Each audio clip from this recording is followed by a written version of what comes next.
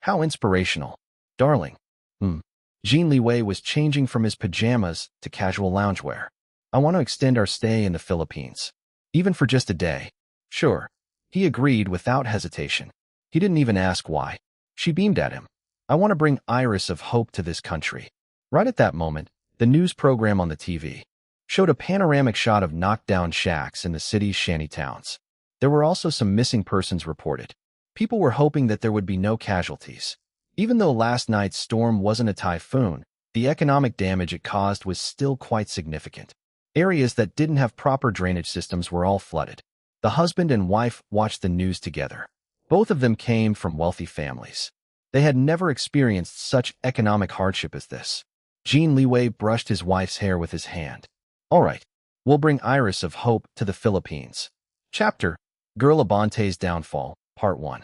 The next day, Iris Long and her team woke up early to prepare for another busy day. They all looked refreshed after resting yesterday. Bright sunlight streamed from the floor-to-ceiling glass windows through the living area. Fluffy, white clouds floated in the blue sky. If they hadn't witnessed it with their own eyes, they wouldn't have believed that such a frightening storm had passed. The devastating storm had quickly passed, wreaking havoc in the capital and its surrounding areas, like a petulant child throwing a tantrum and calming down after being offered candy. The city and towns had been fine before yesterday, but in the blink of an eye, almost everything got damaged. Those with sturdier infrastructure were all right, but those with less engineering integrity suffered severe repercussions. Now, everyone was picking up all the pieces and doing their best to rebuild what was left. Life had to go on. Business resumed as usual. Iris, sitting in front of the vanity mirror while her glam team bustled around her like busy bees, couldn't help but sigh as she listened to the local morning news channel.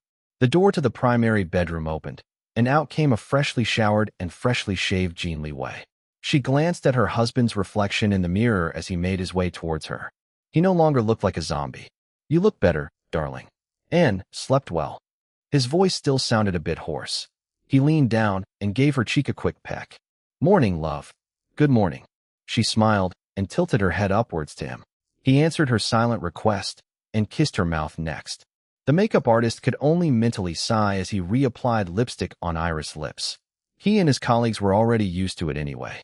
They would worry more if their bosses stopped acting lovey-dovey. Go drink coffee first, Iris told her husband. We'll eat breakfast together once I'm done. And he gave her lips another quick peck before pouring himself a mug of freshly brewed coffee. The main door opened. He saw Jiang Yingyu returning from the airport. Eldest brother left already? He asked. Yes, Yian's plane should be taking off in half an hour. And the two didn't say anything more. Jiang Yingyu nodded at him before returning to her post. The main door opened again. Dom entered, accompanied by his parents, Domingo and Reina Chua. Jin Liwei greeted the husband and wife. Domingo and Reina brought a homemade breakfast. Jin Liwei helped in setting up the table as they waited for his wife to finish getting ready. Finally, everyone gathered together for breakfast. Some of them couldn't fit in the table, so the others could only find other places in the living area. Nobody minded, though, because the food was truly delicious. Eat more, Xiaolon, Reina said. Thank you, but I can't, Iris said. I don't want to be bloated when I'm working later. But I'm going to have a taste of everything you brought, Auntie Reina. Reina sighed. It's difficult being a celebrity. You have to watch what you eat all the time. I'm not like Dom, who can eat a mountain of food and not gain weight, Iris replied. Everyone laughed.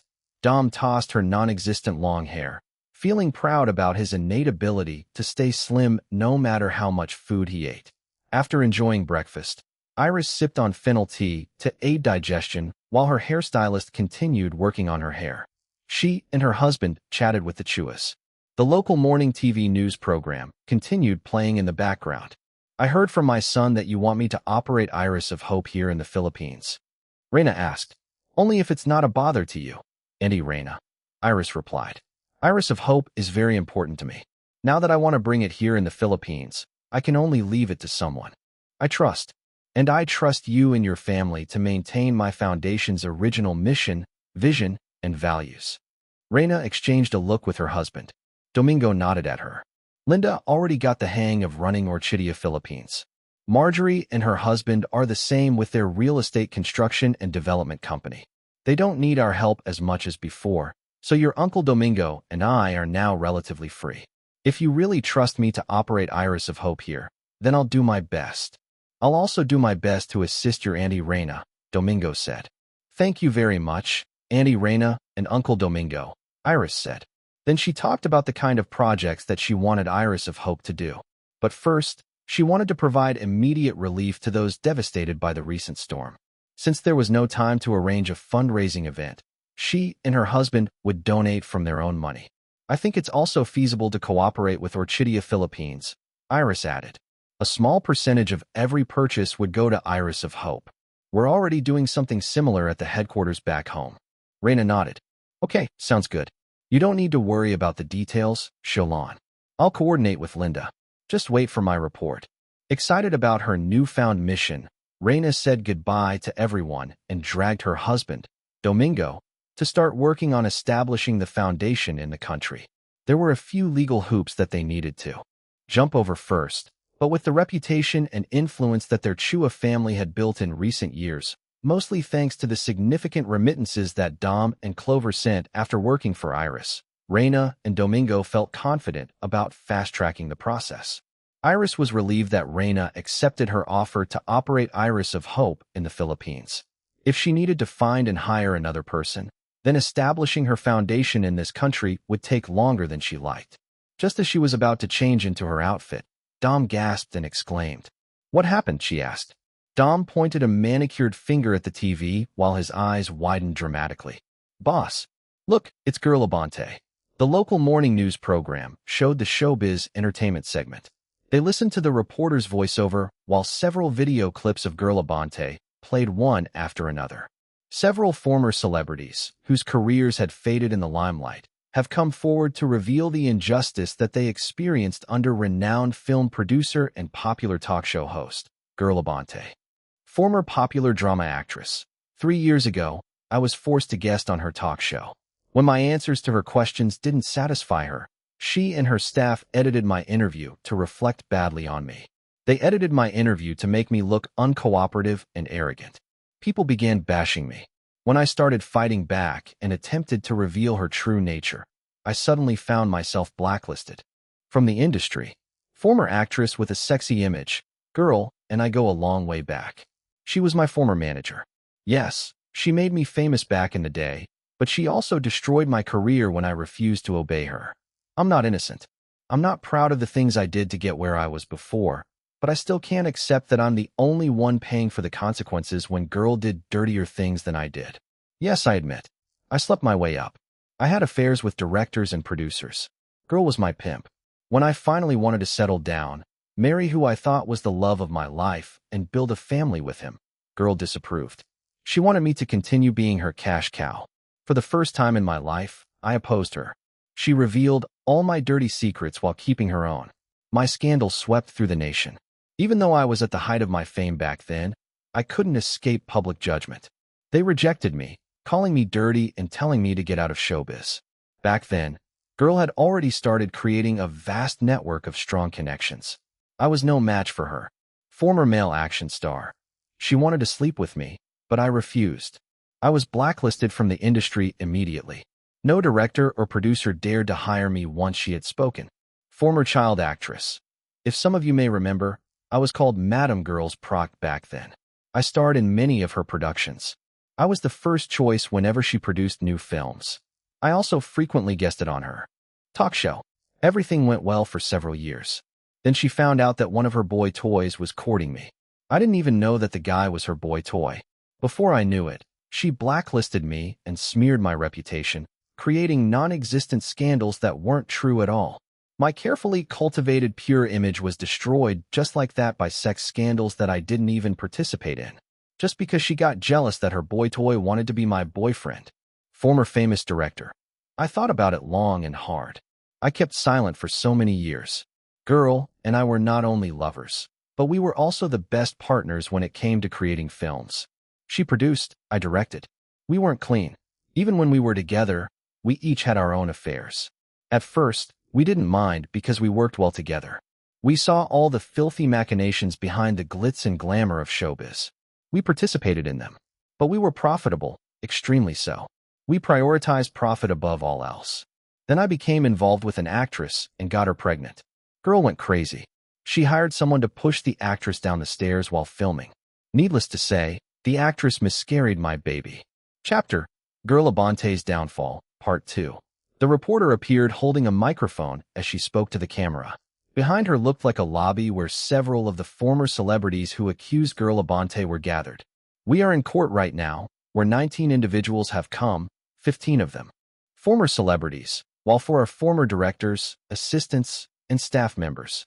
These 19 individuals are now filing formal lawsuits with their team of lawyers against the producer and talk show host, Girl Abante. According to their team of lawyers, there are more individuals than these 19 who are planning to file additional lawsuits against Girl Abante in the coming days. The others are currently on their way to the capital from other parts of the country, with some even coming from abroad.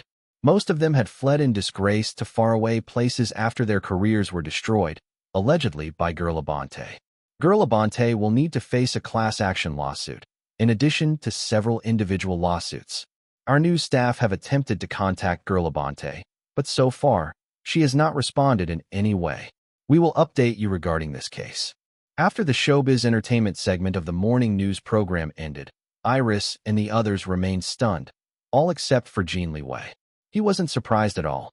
This was what he had been working on 2 nights ago. He had coordinated with his 2 AI cat children and Liu Zihao, Nikolai, to dig up incriminating evidence against Girl Abante. Hacking could only glean so much information. In a society ruled by unnecessary bureaucracy at all levels, most of the processes were still done by paperwork. Only a small portion was stored digitally. In this kind of system, hacking wouldn't help much. They needed actual people to come in. Person to investigate. Bacon had realized that he and Sean couldn't dig any deeper than what Ketchup had compiled into Girl Abante's original dossier. The black AI cat could only ask his uncle Zihao for help. Liu Zihao chose a handful of his subordinates to take charge and commanded them to investigate.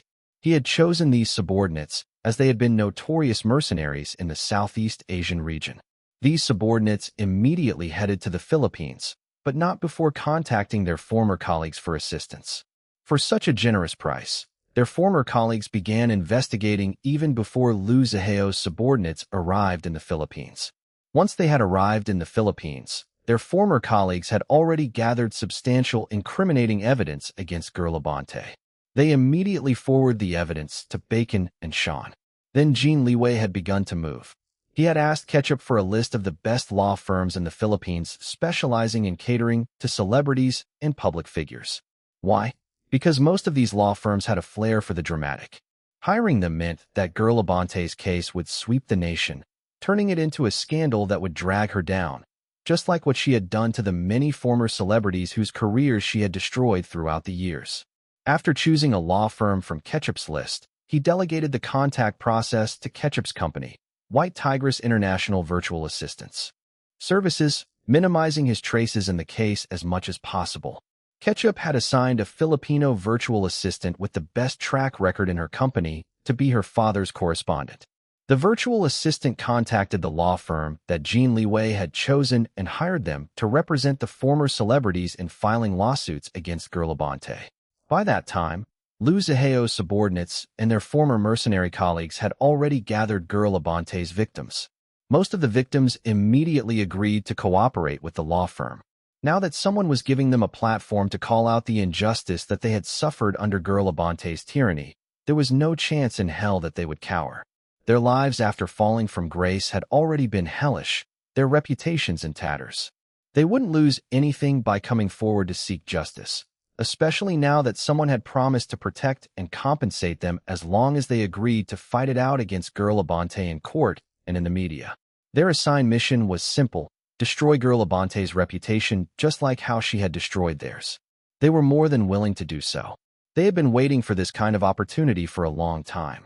Back to the present, Jin Liwei released a sigh of relief. He had done his part in safeguarding his wife. As per his agreement with his brother-in-law Nikolai before, Jin Liwei would be in charge of protecting his wife and their family in the light. while Nikolai would continue in the shadows. The other's chatter interrupted his thoughts. That's horrible, Dom exclaimed, looking enraged after hearing about the testimonies of the former celebrities. I looked up to Girl Abante because I thought that she was a strong, independent woman, but she's nothing but a villainess. Those poor people. My tender heart aches for them. Accepting her interview invitation is proving to be a big miscalculation on my part, Iris said with a heavy sigh. I never expected her to be a good person. I only expected her to be good at her job as an interviewer since she's one of the most famous talk show hosts in this country. Now that she's embroiled in this scandal, I don't think my interview with her will be broadcast anymore. I feel like I just wasted my time with her. After saying this, she could only shrug. Oh well. After experiencing that woman's rudeness, I don't want to have anything to do with her anymore anyway. My time is expensive, so let's just say I fed those 2 hours I lost with her to the dogs. She continued sipping her tea. I feel bad for her victims. As a celebrity myself who had a bad reputation before, I know how difficult it is to rebuild a newer and cleaner image. Trying to change the public's impression of you needs careful planning and razor-sharp execution. But everything can be destroyed in a flash. Fortunately, I had the capital to reinvent myself, unlike those celebrities whose careers Girl Abante had destroyed. Dom and her glam team agreed with her. The group talked about Girl Abante's scandal for a few minutes before Iris had to change into her outfit. Jin Liwei followed his wife to their bedroom while she changed. Did my brother and Bacon do all that? Iris asked. He froze for a second before sighing. His wife was indeed sharp. Partially, he replied, trying to make his tone as light as possible, like everything was no big deal. Her eyes narrowed at him. You have a hand in it too? The law firm? You hired the lawyers for the victims. He nodded. It was best to tell the truth, especially when his wife was the one interrogating him. Lying to her would cost him terrible consequences, something that he didn't dare try again. In the end, he told her about his cooperation with her brother and their AI cat children. She pursed her lips. I knew it. Girl Abante's machinations had been going on over the years without seeing the light of day. Then, after she attempted to target me in her talk show, everything just fell apart for her. Don't feel guilty about her, love, he said. Why would I feel guilty about her? Then it's all good. He paused before adding, yes. At first I wanted to cause trouble for her because she targeted you, but after learning more about her victims, I felt it was natural to help them on the way. I know. I trust you. Zip me up, darling. He zipped her dress, closing it slowly across her slender back. When it finally closed, he leaned down and kissed her nape. Thank you, she said. You're welcome, love. She turned around so that they faced each other. No, thank you for standing up for me. Of course, you're my wife. The two kissed for a while before a persistent knock interrupted them. Boss? Sir Boss? It's time to leave, or we're going to be late. Coming, Dom. Iris answered. Jin Liwei gave her luscious lips another hard, deep kiss before letting her go. She pinched the side of his waist, but her fingers failed to grab enough of his skin. His waist was too tight and hard. You're always eating my lipstick. Is it that delicious?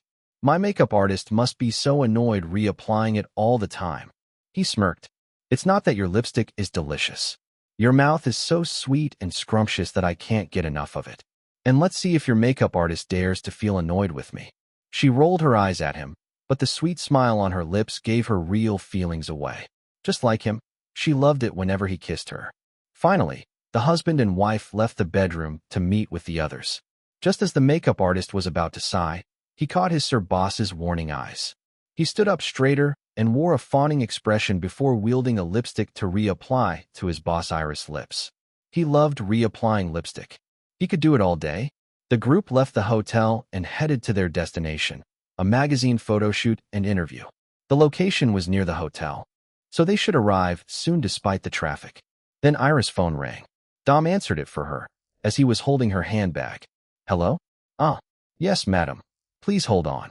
He turned to Iris. Boss, it's Madame Wei Lan, and she wants to speak with you.